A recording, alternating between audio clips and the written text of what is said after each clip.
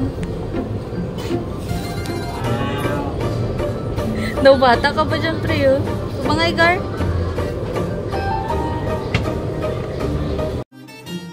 Nagayaan mga bata pupunta ng isang store or bilihan ng mga bag, sapatos kasi may bibilhin sila. Si Ate Siyang may bibilhin siyang damit para sa swimming niya sa klase niya. At ito si Bunso, naghahanap din ng sapatos kasi next day, first day of school.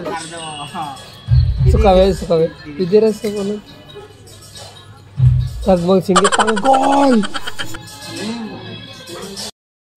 Naku Bunso, hindi yan ang hinahanap mo. Nasa kabila yung sapatos, hindi yan. Nag-alatanggol ka na naman ah. Bago magpabili si Bunso, nagtanong muna sa akin kung may pera ba ako. Sabi ko, aba marami tayong pera Bunso, may isang sako tayong pera. Hindi itong mababawasan at hindi mo gusto. Pili ka na ng Bunso, go go go!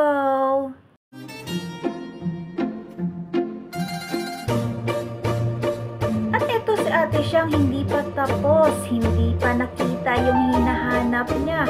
Ano ba hinahanap mo Ate Siyang? Sige, hanapin mo pa ng hanapin Ate Siyang. Meron dyan sa loob. Maghalungkat ka lang, maghanap ka lang Ate Siyang. At sa wakas si Bunso nakahanap na din ng sapatos at nakuha niya na ang eksaktong size ng paa niya. Bilang isang magulang, masaya ako na nabibili ko ang gusto ng mga anak ko para sa pangangailangan nila sa eskwelahan. Kaya mga anak, mag-aral kayo ng mabuti. Kailangan makapagtapos kayo. At saka sobrang na-miss ko na kayo. See you!